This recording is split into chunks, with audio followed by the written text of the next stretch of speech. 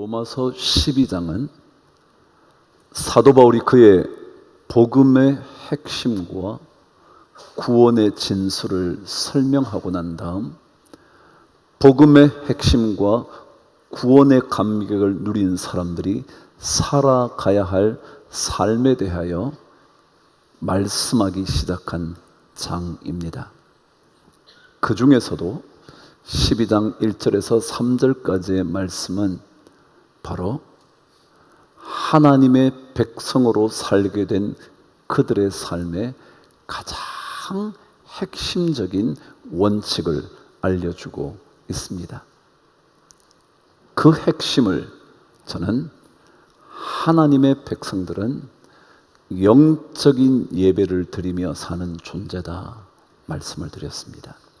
영적인 예배, 말하자면 여러분과 저의 몸과 삶을 통하여 하나님께서 기뻐하시는 예배를 드리는 것이 영적인 예배라 말씀을 드렸습니다.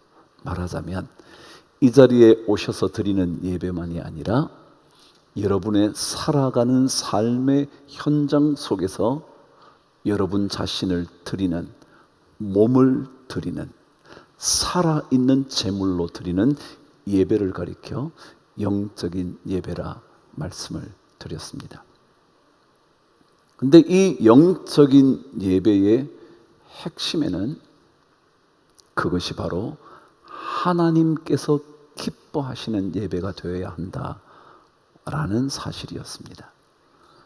여러분과 제 마음이 흡족해지는 예배가 아니라, 여러분의 구미에 딱 맞는 예배가 아니라, 이 예배가 하나님께서 기뻐하시는 예배일까라는 것이었습니다. 또다시 부언하자면 여러분의 삶과 삶의 자리에서 여러분이 행하는 모든 것들이 하나님이 기뻐하실 만한 것인가 아닌가? 예수 믿는 사람들도 돈 버는 일 해야 합니다. 예수 믿는 사람들도 최선을 다해 공부해야 합니다.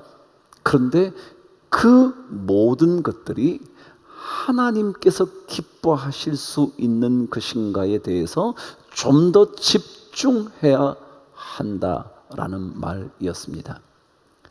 세상은 돈을 벌면서 살아갑니다. 그러나 그 돈 버는 일이 하나님의 기쁨이 되기 위한 돈 버는 활동이라면 그게 영적인 예배다라는 거죠. 여러분과 여러분의 자식의 삶이 참으로 잘 되는 일이 하나님께서 기뻐하시는 것이 되도록 만들어 가는 것이, 그것이 영적인 예배라는 거죠. 그러려면 사실은 우리에게 가장 중요한 게 뭐냐면 하나님의 성령이 우리를 다스리셔야 한다는 겁니다. 하나님의 성령이 우리 안에 들어와서 우리를 자꾸 움직여 가야 한다는 겁니다. 여러분과 제가 영적인 예배를 드릴 수 있는 존재가 되는 것이 아니라 하나님의 성령이 우리를 움직이고 우리를 자꾸 끌고 가서 하나님께서 기뻐하시는 영적인 예배를 드리는 존재로 만들어 가셔야 한다는 것입니다. 그래서 그리스도인들은 끊임없이 내 안에 성령께서 다스려 주시옵소서, 내 안에 성령이 충만해지게 하여 주옵소서라는 기도가 필요합니다.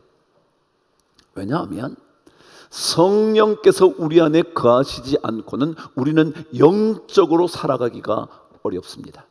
성령께서 내 안에 성령의 감동을 주시지 않고는 하나님이 기뻐하시는 그 어떤 것을 할 수 있는 존재가 우리가 아니기 때문에 그렇습니다. 로마서 8장 9절에서 사도 바울은 이렇게 말한 적이 있었습니다. 함께 읽어보실래요? 시작. 만일 너희 속에 하나님의 영이 거하시면 너희가 육신에 있지 아니하고 영에 있나니 누구든지 그리스도의 영이 없으면 그리스도의 사람이 아니라 그랬습니다. 여러분과 제가 영적인 삶을 살아가려면 육신 속에 거하지 않아야 된다는 거예요. 근데 육신 속에 거하지 않는 인생이 되려면 하나님의 영이 우리에게 있어야 된다는 거예요. 하나님의 영이 우리에게 있을 뿐만 아니라 그 안에서 계속 우리를 움직여 주셔야만 우리가 육적인 삶을 살지 않는다는 거예요. 다시 말하면 영적인 사람만 영적인 삶을 살 수가 있습니다. 영적으로 살려고 한다 해서 영적인 사람이 되는 게 아니고요, 영적인 사람이 되어야 영적인 삶을 살아간다는 겁니다. 순서가 바뀌시면 안 됩니다. 우리는 내가 영적으로 살아야지, 내가 이렇게 살아야지 라고 말해서 영적인 존재가 되는 게 아니고요, 영적인 존재가 되고 나면 영적인 삶을 삽니다. 그래서 하나님의 사람들은 시도 때도 없이 이 얘기를 자꾸 듣는 거예요. 성령의 충만을 받아라. 왜냐하면 성령이 나를 움직여야 하나님의 영적인 존재가 되어 영적인 예배를 드릴 수 있게 되거든요. 고린도전서 2장 14절에서 사도 바울은 또다시 이렇게 설명을 합니다. 왜 영적인 존재가 되어야만 영적인 예배를 드릴 수 있는가? 2장 14절은 기록합니다. 읽어보실래요? 시작. 육에 속한 사람은 하나님의 성령의 일들을 받지 아니하나니 이는 그것들이 그에게는 어리석게 보임이요 또 그는 그것들을 알 수도 없나니 그러한 일은 영적으로 분별되기 때문이라 그랬습니다. 뭐라고 기록되어 있냐면 육에 속한 사람은 하나님의 성령의 일들을 받으려고 하지 않는다는 거예요. 왜냐하면 그것들이 다 어리석게 보이거든요. 에이, 당신 세상 몰라서 그래. 세상 살아가려면 그렇게 살아서는 안 돼. 끊임없이 세상이 그렇게 말하기 때문에 하나님의 일들을 알 수 없는 거예요. 그리고 받으려고 하지도 않는 거예요. 왜요? 엉뚱한 얘기만 자꾸 하는 것 같거든요.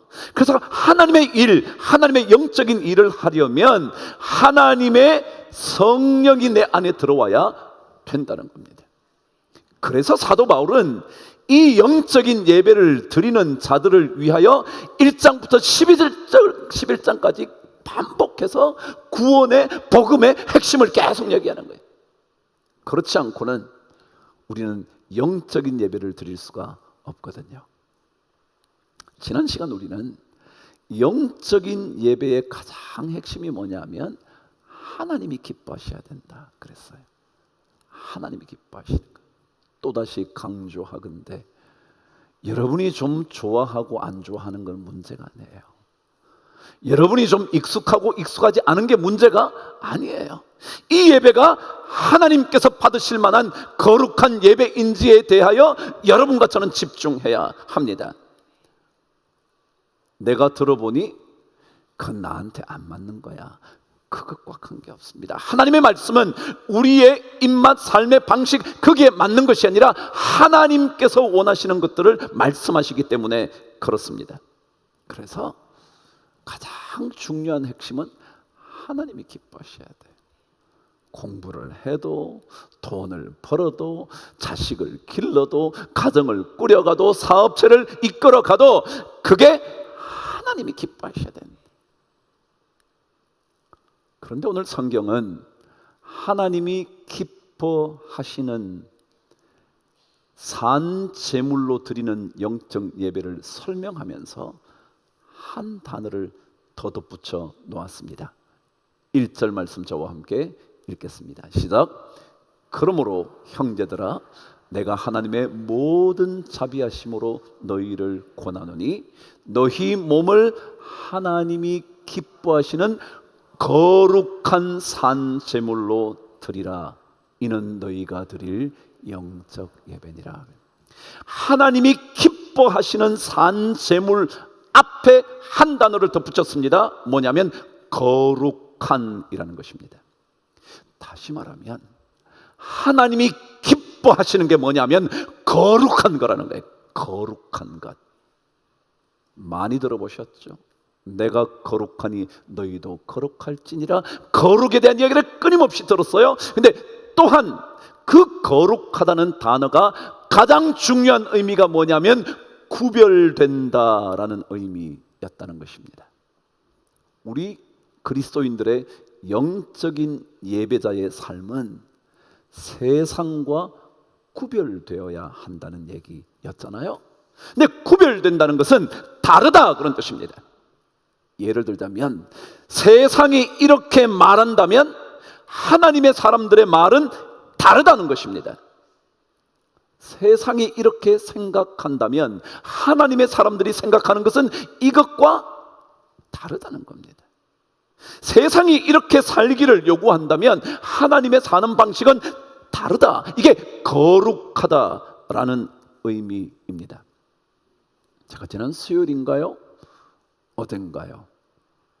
강남은 거대한 정신병동이다라는 책을 여러분에게 소개했습니다. 강남에서 30년 가까이 정신과 병원을 운영하는 의사의 책이라 그랬죠. 근데 그분이 그런 얘기를 했습니다. 강남 사람들의 이야기를 압축하면 이 두 마디라는 겁니다. 첫 번째가 너 돈 있냐? 두 번째가 너 얼마나 있어? 라는 거랍니다. 대화를 하는데요, 결국 나중에 보면 그래서 너 돈 얼마 가졌는데, 그래서 너네 집 어느 정도 사는데, 그래서 너 한 달에 수입이 얼만데 라고 모든 것이 거기에 집중된다는 것입니다. 그러면서 그가 이렇게 말했습니다. 이것은 강남의 이야기만이 아니라 대한민국 전체의 이야기입니다. 그랬습니다. 강남만 그런 게 아니에요. 강북도 마찬가지예요. 사실은 알고 보면 그래서 너 돈 얼마나 버는데, 그래서 너네 집에 돈이 얼마나 있는데, 그래서 우리 자식들도 알게 모르게 친구들을 만나면 그 모든 돈의 수량화로 사람을 평가한다는 거예요. 그게 전부다라는 거예요. 여러분, 세상이 그렇다면 하나님의 사람은 그것과 다르게 말해야 하고 생각해야 하고 그리고 행동해야 한다는 것입니다. 그러면서 그 지연이는 그 책을 쓰면서 그렇게 말을 했더군요. 독자들이 맹목적으로 돈을 추구하는 삶에서 벗어날 수 있게 되기를 기대하면서 이 책을 썼습니다. 돈을 버는데, 아니, 돈이 최고의 목적인가요? 돈이 최고의 목적. 너 공부 잘하는 것 돈이야. 너 직장 구하는 것 돈이야. 너 사업을 할 때 제일 중요한 건 돈이야. 이 돈을 맹목적으로 추구하는 삶에서 조금 빠져나오기를 기대하면서 이 책을 썼다는 거예요. 그래요.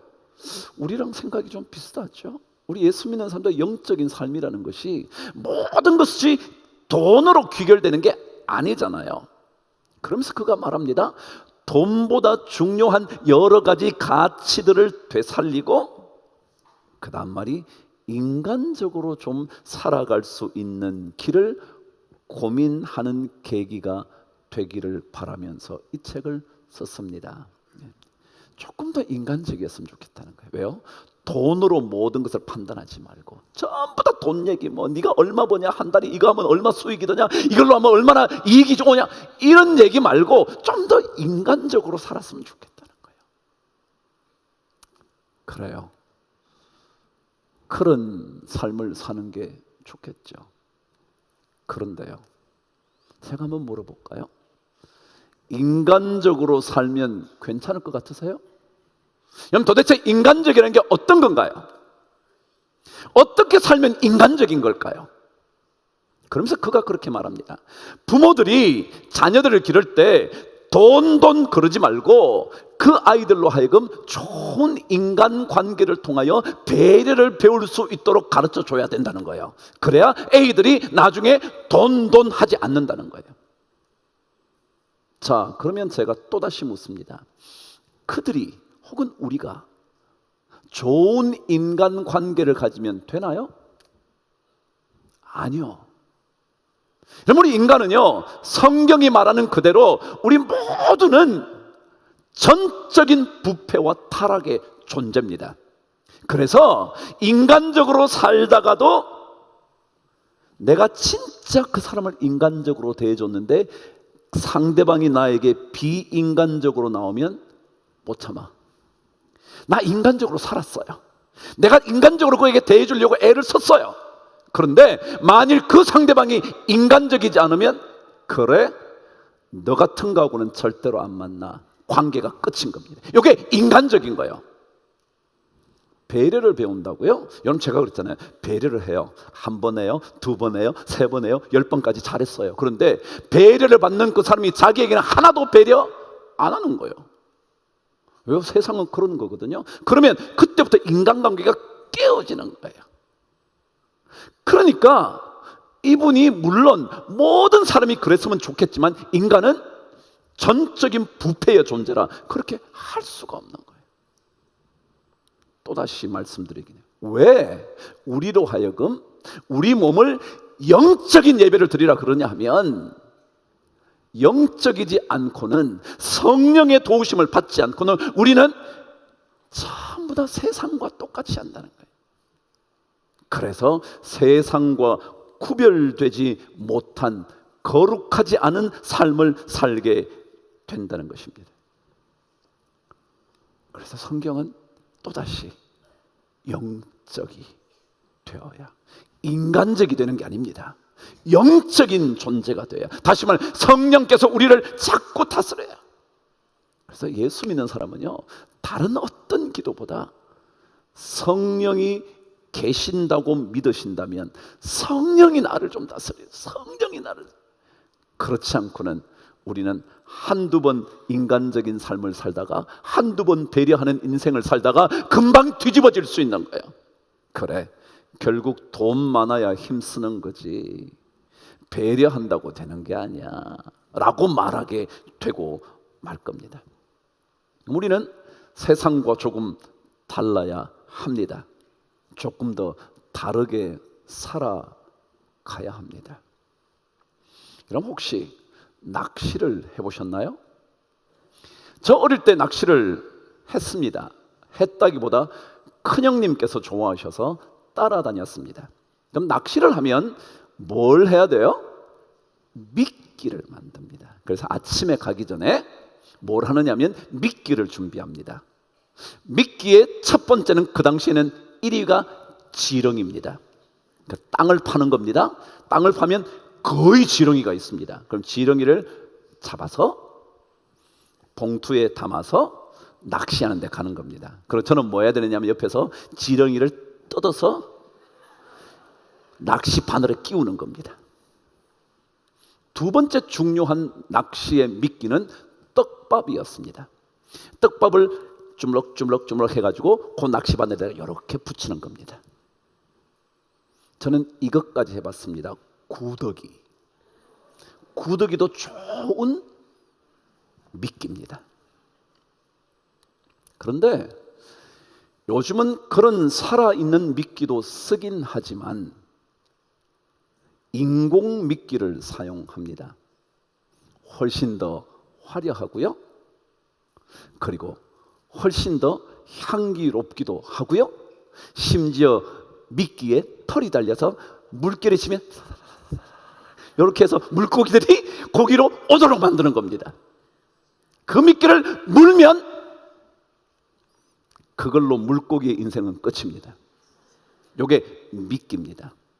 근데 미끼를 미국 사람들은 영어로 베이트라 그럽니다. 근데 베이트라 그러는데 낚시하는 사람은 알 겁니다. 그걸 뭐라고 부르냐면 lure라고 부릅니다. lure, L-U-R-E, lure. 그 뜻이 뭐냐면 유혹, 유혹한다라는 단어입니다. 물고기를 유혹하는 겁니다. 그것을 물도록 유혹하는 겁니다. 그래서 만일 그 물고기가 유혹하는 루어를 무는 순간 그의 삶은 끌려다니는 인생, 끝난 인생이 되는 겁니다. 루어. 여러분 낚시점 있는데 가보시면 루어 판다고 그럽니다. 루어를 판다. 세상은요 끊임없이 우리에게 유혹하는 미끼를 던지는 겁니다. 그래서 우리 그리스도인들이 영적으로 살려면 그 유혹하는 루어를 끊어야 합니다. 아니 그것과 다르게 살아야 거기에 유혹당하지 않습니다. 그렇지 않으면 우리는 순식간에 그것을 물고 맙니다. 그때부터 그 유혹한 그것이 우리의 인생을 끌고 다니는 겁니다. 그래서 우리로 하여금 절대로 영적으로 살지 못하게 만드는 겁니다. 오늘 성경은 우리에게 하나님이 기뻐하시는 거룩한 산제사, 거룩한 산제물, 거룩하다 그것은 세상과 달라서 세상의 미끼에 물려들지 않을 수 있도록 우리에게 권고하는 겁니다. 내가 하나님의 모든 자비하심으로 너희를 권한다. 근데 이것을 오늘 성경 2절은 또 다른 말로 이렇게 설명을 했습니다. 거룩한 산제물에 대하여 2절 앞부분은 이렇게 기록합니다. 읽어보실래요? 시작. 너희는 이 세대를 본받지 말고라는 것입니다. 거룩하다는 것은 구별된다는 것이고 다르다는 의미입니다. 다르기 위해서는 이 세대가 말하는 것을 따라가면 안 된다. 본받으면 안 된다. 그것처럼 해서는 안 된다 라는 말입니다. 그것과는 다르기 위하여 이 세대의 풍조를 따라가지 않는 것입니다. 우리는 조금 달라야 합니다. 세상이 말하는 것과는 조금 달라야 합니다. 세상이 생각하는 것과 추구하는 것과는 조금 달라야 합니다. 여러분과 제가 세상 속에서 살 수 없지 않을 텐데, 살아가야 할 텐데, 그 속에서 산제물 몸으로 하나님께 드리려면 조금 달라야 합니다. 말 조금 바꿔보시죠. 생각 조금 다르게 해보시죠. 우리는 이 세대를 본받지 않습니다. 우리는 이 세대의 생각을 조금 거부합니다. 왜냐하면 이 세대는 우리에게 진정한 행복을 줄 수 없거든요. 여러분, 신앙생활은요 조금 더 영적으로 살아보는 거예요. 세상적으로 사는 게 아니고요, 세상이 말하는 대로 말해보는 게 아니고요, 세상이 이렇게 하라고 미끼를 던져도 그 미끼를 물지 않는 거예요. 그러고는 거룩한 하나님이 기뻐하시는 영적인 산제물로 내 몸을 한번 드려보는 거예요. 그게 예수 믿는 거예요. 저는 여러분과 또다시 한 주간을 살게 된 평범한 인간에 불과합니다. 여러분도 마찬가지. 우리 모두가 성령의 움직이심을 받아서 여러분과 저의 말과 생각과 행동이 세상과는 조금 다른, 그래서 구별된 거룩한 영적 예배를, 그래서 마침내 하나님이 기뻐하시는 그 예배를, 세상처럼 살아가지 않는, 세대를 본받지 않는 그런 멋진 인생 우리 모두가 꼭 살게 되기를 주님의 이름으로 축복합니다.